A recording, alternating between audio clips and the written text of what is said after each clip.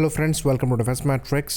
तो independence day की speech के दौरान प्रधानमंत्री द्वारा कुछ इंपॉर्टेंट चीज़ों को डिस्कस किया गया और इस बार जो फोकस था ये आत्मनिर्भरता और स्पेसिफिकली डिफेंस के मामले में इसकी इम्पोर्टेंस को लेकर था। कल हमने बात करी मिशन सुदर्शन चक्र के बारे में, लेकिन यही एकमात्र चीज़ नहीं थी जो कि यहाँ पर डिस्कस करी गई थी।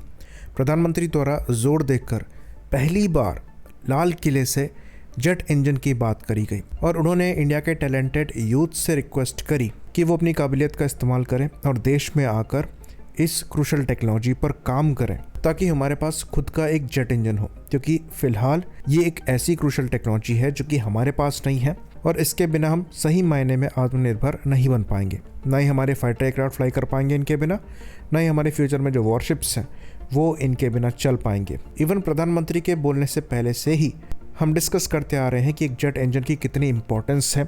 इवन एक्स पर ट्रेंड चलाया गया था फंड कावेरी इंजन को लेकर भी, जो कि शोकेस करता है कि ये एक्चुअली काफ़ी सीरियस मैटर है। अच्छी बात यहाँ पर यह है कि गवर्नमेंट को भी ये चीज़ पता है और गवर्नमेंट का भी फोकस है ये, वरना ये सब टॉपिक लाल किले से कभी डिस्कस नहीं हुए हैं। तो जेट इंजन डेवलपमेंट एक ऐसा मामला है जो कि कमिटमेंट मांगता है, क्योंकि यहाँ पर इन्वेस्टमेंट बहुत है और ROI की गारंटी नहीं है। कावेरी एक सक्सेसफुल इंजन है, पर जिस सेंस में उसकी सक्सेस चाहिए थी, जो कि शुरुआती गोल था, वो हमें नहीं मिल पाई है। लेकिन उसका एक डेरिवेटिव ज़रूर हम डेवलप कर पाए हैं जो कि हमारे अनमैन्ड कॉम्बैट एरियल व्हीकल्स में इस्तेमाल किए जाएंगे। और ये सब लिमिटेड फंडिंग और जो टेस्टिंग फैसिलिटी है इनके अभाव में हुआ है। अब कमिटमेंट क्योंकि यहाँ पर ऐड हो रहा है, जो टेस्टिंग फैसिलिटीज़ हैं उसको हम लेकर आ रहे हैं, तो एक पॉजिटिव साइड दिखाई दे रही है, जिसके अंतर्गत ये मानकर चला जा सकता है कि अब हम एक जेट इंजन बना लेंगे, वो भी 5th जनरेशन जेट इंजन, क्योंकि यहाँ पर फंडिंग है, अब प्रायर एक्सपीरियंस भी है, साथ में इंफ्रास्ट्रक्चर भी आ रहा है और एक एक्सपीरियंस्ड पार्टनर भी हम ला रहे हैं जिनके साथ मिलकर हम ये बनाने वाले हैं। तो जेट इंजन डेवलप करने के लिए आपको जो टेस्टिंग फैसिलिटी चाहिए वही बहुत ज़्यादा महंगी पड़ती है और काफ़ी हाईटेक भी होती है। जैसे कि पहले आपको मटेरियल्स और कंपोनेंट लेवल टेस्टिंग के लिए फैसिलिटीज़ चाहिए, जिसके अंतर्गत high temperature materials test rigs आएंगी, फिर क्रीप फटीग और फ्रैक्चर लैब्स आएंगी, फिर कंबशन टेस्ट फैसिलिटीज़ आएंगी, फिर टरबाइन एंड कंप्रेसर रिग्स आएंगी, जिसके अंतर्गत एरोडायनामिक और मैकेनिकल परफॉर्मेंस वैलिडेट करी जाएगी कंप्रेसर स्टेज की और टरबाइंस की। फिर उसके बाद एरोडायनामिक टेस्टिंग होती है, जिसके अंतर्गत विंड टनल मॉडल चाहिए जो कि सबसोनिक, ट्रांसोनिक और सुपरसोनिक में इनकी परफॉर्मेंस को टेस्ट कर पाएँ। फिर एल्टीट्यूड टेस्ट फैसिलिटीज़ चाहिए होती है जो कि high altitude low pressure condition को सिमुलेट कर पाएँ, जिसमें आप engine startup, search, stall, flame out जैसे मार्जिन्स को कैलकुलेट कर पाएँ। साथ में सी लेवल टेस्ट सेल्स होते हैं जिसमें base line thrust, fuel efficiency, vibration वगैरह को टेस्ट किया जाता है ग्राउंड लेवल कंडीशंस पर। फिर इंजन के कोर को टेस्ट करने के लिए आपको कोर इंजन टेस्ट फैसिलिटीज़ चाहिए, जहाँ पर हाई प्रेशर कंप्रेसर, कंबस्टर और हाई प्रेशर टरबाइन का इंटीग्रेशन होता है, उनकी परफॉर्मेंस को टेस्ट किया जाता है। फिर शाफ्ट और गियर बॉक्स टेस्ट रिग्स होती हैं, फिर fuel and lubrication system rigs होते हैं। फिर पूरे इंजन की टेस्टिंग के लिए भी टेस्ट रिग्स होती हैं, जिसमें आपका सी लेवल स्टैटिक टेस्ट बेड्स होते हैं, जिसमें मेन थ्रस्ट कितना है, फ्यूल कंजम्पशन कैसा है, स्टेबिलिटी कैसी है, वाइब्रेशन कितने हैं, ये सब देखा जाता है। फिर एल्टीट्यूड टेस्ट फैसिलिटीज़ होती हैं, जिसके बारे में हमने डिस्कस किया। फिर noise and acoustic test facility होती है। उसके बाद एमिशन टेस्ट फैसिलिटीज़ होती हैं। फिर एंड्योरेंस और रिलायबिलिटी रिग्स होती हैं, जहाँ पर इंजन की लाइफ को वैलिडेट किया जाता है। फिर आता है आपका फ्लाइट टेस्ट फैसिलिटी, जिसके अंतर्गत आपको एक फ्लाइंग टेस्ट बेड एयरक्राफ्ट चाहिए, जिसको लेकर हम कई बार डिस्कस कर चुके हैं कि हमारे पास है नहीं, हमको रशिया बार बार इंजन भेजना पड़ता है इस टेस्टिंग के लिए।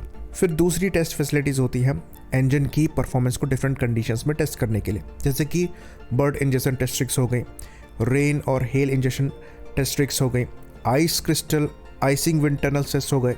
फिर FOD के लिए टेस्टिंग होती है। फिर ब्लेड कंटेनमेंट टेस्ट फैसिलिटीज़ होती हैं और फिर fire and explosion safety rigs होती हैं।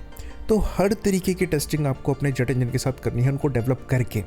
पहले तो डेवलप करने के लिए ही आपको डिफरेंट टेस्ट फैसिलिटीज़ चाहिए। तो कई टेस्ट फैसिलिटीज़ हमारे पास हैं, लेकिन कुछ इंपॉर्टेंट टेस्ट फैसिलिटीज़ नहीं है, जैसे कि हाई एल्टीट्यूड टेस्ट के लिए और फ्लाइंग टेस्ट बेड के लिए हमें बाहर जाना पड़ता है, जो कि टाइम वेस्टिंग है और ऐसे प्रोजेक्ट्स में टाइम वेस्ट करना अफोर्ड नहीं किया जा सकता, क्योंकि ये कॉम्प्लिकेटेड प्रोजेक्ट्स होते हैं और यहाँ पर टाइम की वैल्यू है। अच्छी बात यहाँ पर यह है कि जो करंट गवर्नमेंट है ये पूरी तरीके से कमिटेड है जेट इंजन डेवलपमेंट को लेकर, और उन्होंने क्लियरली कहा है कि आप रिक्वायरमेंट बताइए, हम आपके रिक्वायरमेंट को पूरा करेंगे, लेकिन हमें प्रॉपर रोड मैप चाहिए। ये चीज़ इवन डायरेक्टर ऑफ GTRE द्वारा भी कही गई है। बाकी अभी कुछ दिनों पहले रिपोर्ट भी आई थी कि गवर्नमेंट रिकमेंड कर रही है कि हम फ्रांस की साफरान के साथ आगे बढ़ें और उनके साथ मिलकर ही फ्यूचरिस्टिक जेट इंजन को बनाएं, जो कि 120 से 130 किलो न्यूटन क्लास का होने वाला है।